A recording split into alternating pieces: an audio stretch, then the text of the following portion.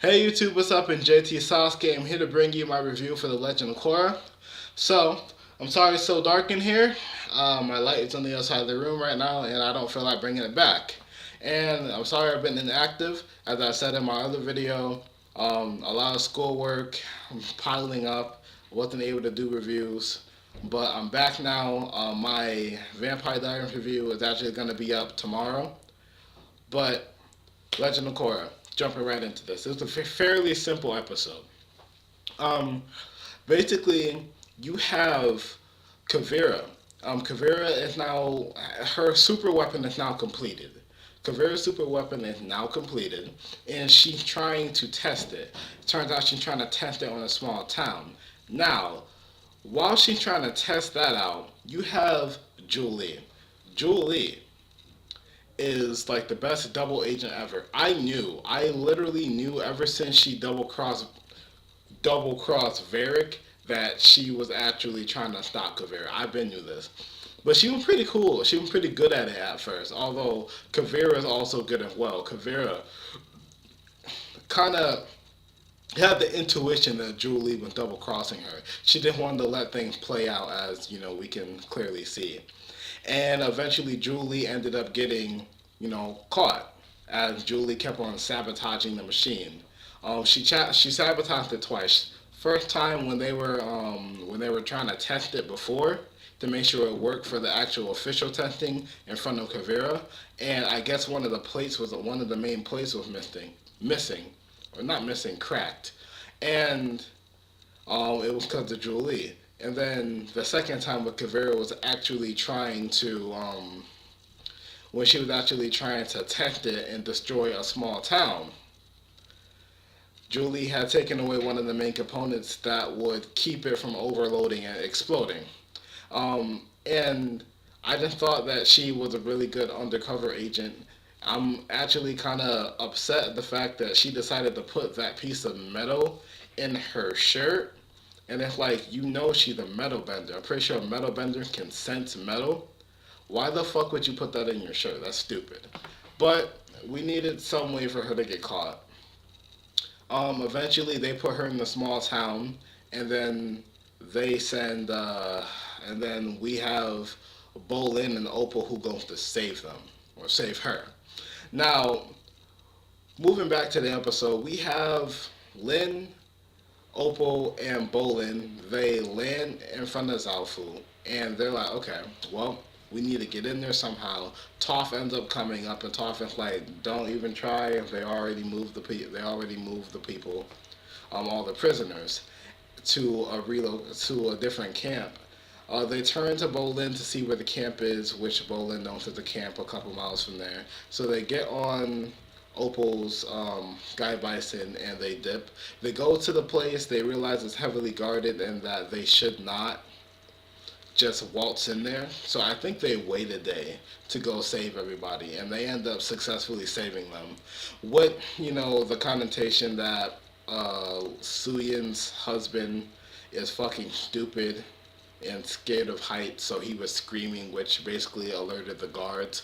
But it was a quick and easy escape after that. They were able to escape silently, but then they realized that Julie was there. So Bolin was like, you know what? No, I'm about to go save her. Opal with him. They decided that they're gonna cover them because they can't leave them. And Toph was like, if you guys want to get kidnapped, that's your thing. I'm out.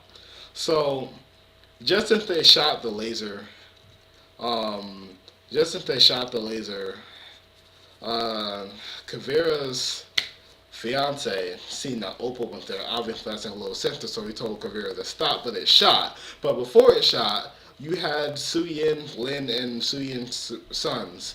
They earthbended at the giant metal, like, fucking tank thing, cannon. So it moved the shot and it just destroyed a mountain, which was powerful as shit. Fucking awesome as well.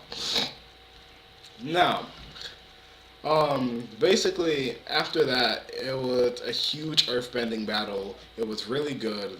We had a little Suyin versus Kavira action, which Kavira ended up winning. Just barely, I might add, but she ended up winning. And then we have Toph coming in to save the day. Kavira didn't do anything when Toph stepped in. I like that because it kind of showed that even Kavira knows if I fuck with the original Earthbender, I'm gonna get fucked up. So, and then she even showed her expertise at metal bending. She literally cracked open the wall and put it back in place perfectly. Metal bending master number one. So after that, there's just a happy solution. We do have some stuff between Lynn and Toph. Apparently, Lynn had daddy issues and she wanted to know her father, but I'm assuming Toph had reason to not have the father in the life of Lynn. But we don't get any more than that.